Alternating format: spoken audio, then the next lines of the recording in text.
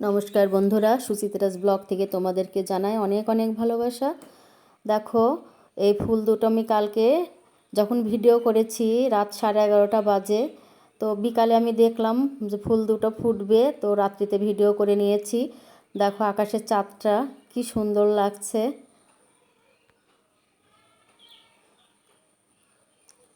আমি বিকালে দেখলাম যে ফুলটা ফোটা ফোটা, তো আমি রাত্রিতে তাই ছাদে গিয়ে ভিডিওটা তোমাদের জন্য করলাম।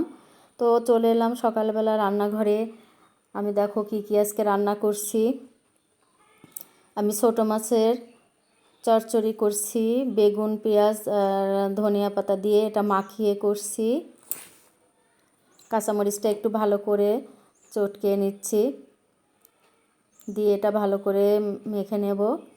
আর এদিকে রান্না করব পাবদা মাছ। তো পাবদা মাছে একটা পিচ্ছিল ভাব থাকে, তো আমি পেঁপের পাতা দিয়ে আর লবণ দিয়ে একটু আগে কষলিয়ে ধুয়ে নিয়েছি। তারপরে লেবু দিয়ে একটু ভালো করে ধুয়ে নিয়েছি।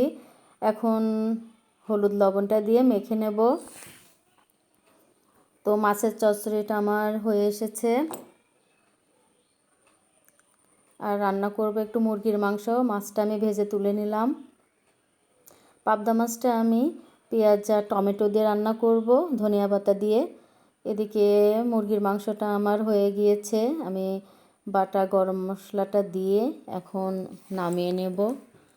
দেখো হয়ে গিয়েছে তরকারিটা। কালারটা বেশ সুন্দর হয়েছে, তোমাদের কেমন লেগেছে জানিও। তো তরকারিটা আমি তুলে দিয়েছি, পাবদা মাছের তরকারিটা। পাবদা মাছে একটা গন্ধ আসে, যার কারণে আমি লেবু দিয়ে আর লেবুর পাতা দিয়ে একটু ধুয়ে নিয়েছি গন্ধটা অ্যাভয়েড করার জন্য।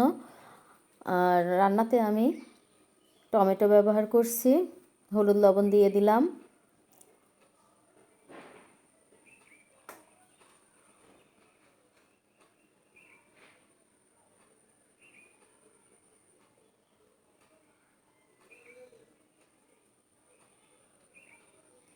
হাফ চামচের কম একটু আদা বাটা দিয়ে দিলাম আমি।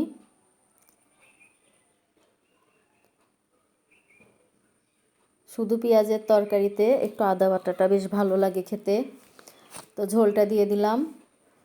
আমি অল্প পরিমাণে ঝোল দেব, গা মাখা করে নামাবো। তো মাছগুলো আমি ঝোলের উপর দিয়ে দিলাম, ধনিয়া পাতা ছিটিয়ে দিলাম, জিরা বাটাটা দিয়ে নামিয়ে নেব।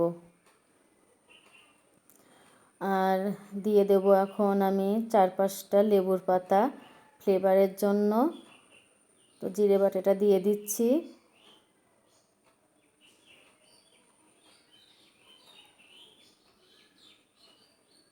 লেবুর পাতা দিয়ে দিলাম। তো বন্ধুরা, ভিডিওটা তোমাদের কেমন লেগেছে, রান্নাটা কেমন হয়েছে জানিও। আর যদি ভালো লেগে থাকে অবশ্যই লাইক সাবস্ক্রাইব করে দিও। সুস্থ থেকো, ভালো থেকো, পরবর্তী ভিডিও দেখার জন্য পাশে থেকো।